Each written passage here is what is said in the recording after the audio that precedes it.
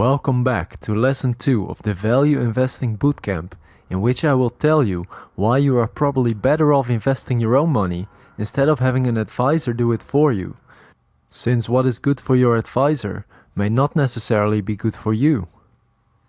At first sight, it seems like a great plan to let someone manage your investments who is, or at least appears to be, more knowledgeable on the subject than you are.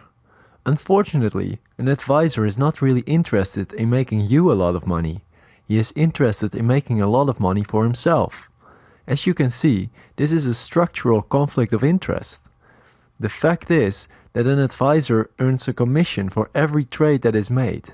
In other words, the more times you buy and sell stocks, the more money the advisor earns.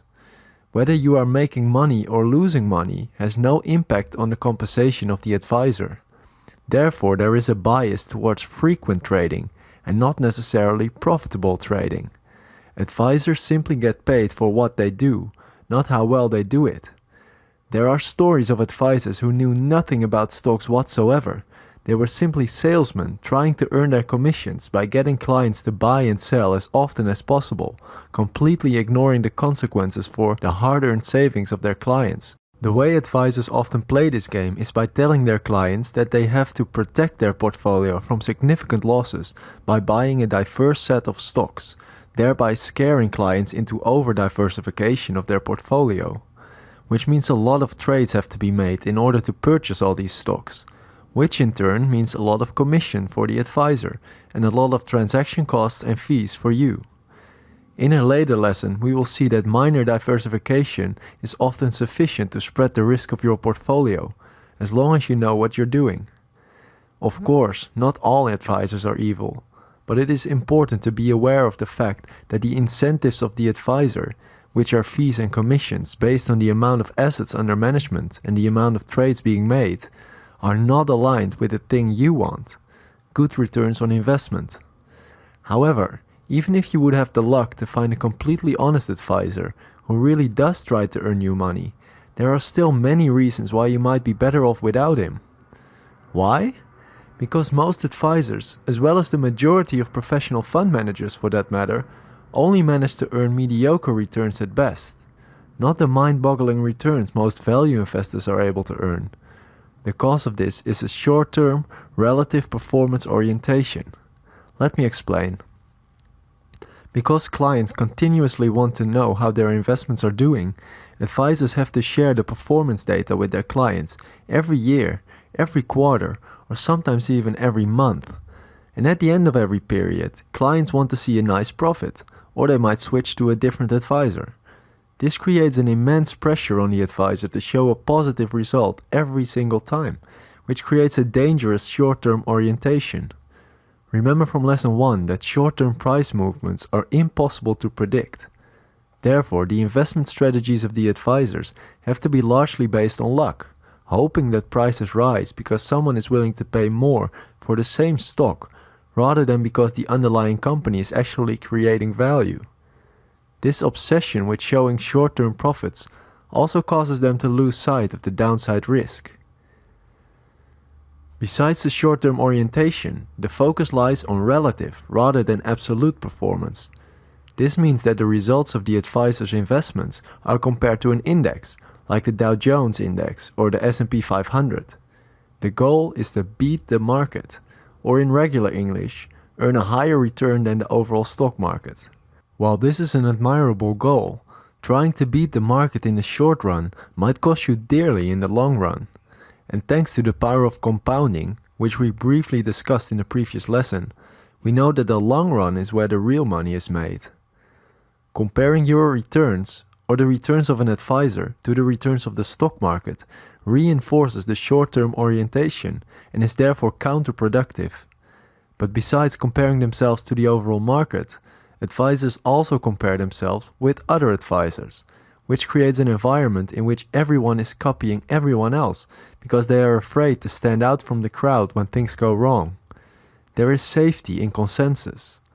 For example, if one advisor tried something bold, like not buying tech companies during the dot-com bubble, like Warren Buffett did, while all of his colleagues were buying every tech company they came across, His returns would have been lower than theirs for several years, and he probably would have been fired before his strategy would have eventually earned him and his clients a nice profit, while the returns of his colleagues would have been smashed during the crash. This copycat behavior ensures mediocre returns at best, because as the legendary investor John Templeton once said, if you want to have a better performance than the crowd, you have to do things differently from the crowd. Value investors buy great companies at low prices, and in lesson 1 we learned that this requires a contrarian approach, often buying stocks nobody wants to own. Therefore, it can take a significant amount of time, sometimes several years, before your stocks actually rise to their true value, earning you a handsome profit in the process. This means that value investors often underperform in the short run, but massively outperform in the long run. And this end result is all that matters. For example, Warren Buffett was laughed at for underperforming during the dot-com bubble of 2000, but he had the last laugh when value finally won out over euphoria when the market came tumbling down. Let me give you a quick example from my personal experience. I owned United Insurance Holding at some point. This company had so much cash that if it would go bankrupt the day I bought it, I would still make a profit. Also, it had a huge dividend yield. Nevertheless, the stock underperformed the market for 3 years in a row, after which it finally earned me a 155% return. Even though this took several years, the average return was still way above average. So again, be patient, because time is your friend on the stock market. If you consistently follow a sound investment strategy, the profits will come naturally over time. So we just covered why advisors might not be the best persons to handle your money. Fortunately, it isn't that hard to do it yourself. Seriously, you can do it. You can consistently earn amazing returns on the stock market, but you will have to put in some effort and really stick to the strategy.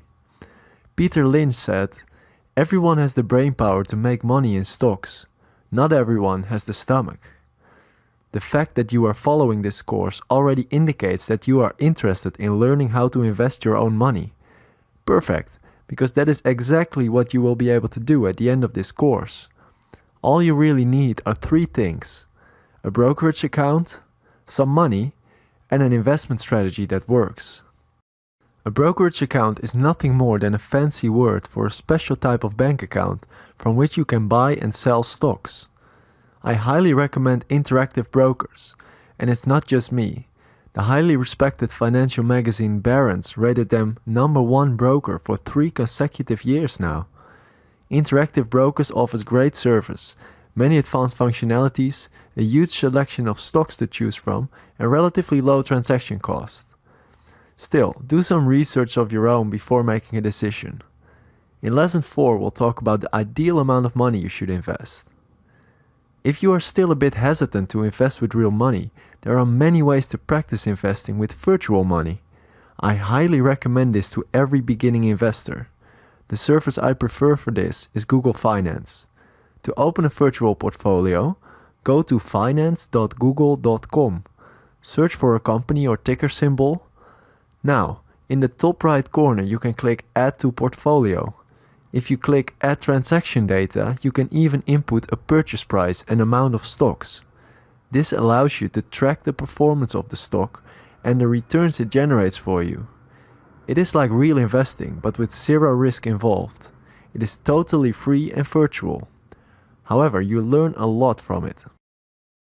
To summarize, there is a structural conflict of interest between advisors and their clients, you.